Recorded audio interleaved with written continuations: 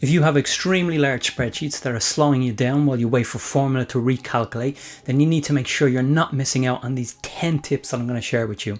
If you implement all of these 10 tips, you'll see dramatic improvement in both the file size and the calculation speed. Let's get straight into it.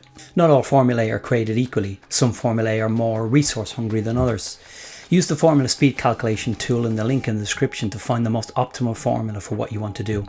Also, steer well clear of volatile formulae. They're on the screen right now.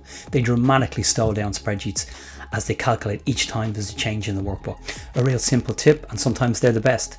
Change the calculation in the spreadsheets from automatic to manual.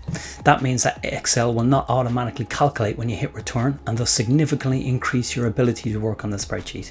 Colors, borders, text sizes, all of these use Excel memory. Only format what you're going to need and delete everything else. Even the tabs that you're not using. Be ruthless, get rid of it all. Using tables with structured references can make your spreadsheets more readable and easier to manage. Plus they automatically expand as you add more data, keeping your formulas up to date. To create a table, you just select any cell within your data and then use the shortcut key Ctrl and T. For name ranges, you just go to the top left of the spreadsheet and then simply type in the name for your range. To select the name manager, it's just Ctrl and F3. While conditional formatting can make your data more visually appealing, it can really slow down your spreadsheet.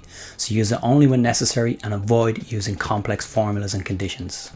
When completing formula, don't use the entire row and column as a reference. If you do, then that formula will calculate for all the cells in that range, and Excel has over 16,000 columns and 1 million rows, so that's a hell of a lot of calculation. Images, shapes and other objects can really slow down your spreadsheet, especially when they're used in excess, so limit their usage and when possible, opt for self-formatting or conditional formatting instead. Power Query is an excellent tool for data transformation and analysis, allowing you to connect, combine and manipulate data from various sources without adding extra load to your spreadsheet. Check out the link above for an introduction to see how Power Query works. Complex formulas can be hard to understand, maintain and troubleshoot. Breaking them down into smaller parts can make your spreadsheet more efficient and easier to manage. Additionally, it can also help you pinpoint errors or performance issues more quickly. Saving your file as a binary file can reduce its size and improve its performance. It's especially useful when you're dealing with really large and complex spreadsheets. To do that, you just go to File, Save As, and then choose XLBS as the file type. So, by following all those tips, you should see a dramatic improvement in all of your spreadsheet performance. If you've learned anything, please smash that like button and subscribe so you won't miss any of my future content.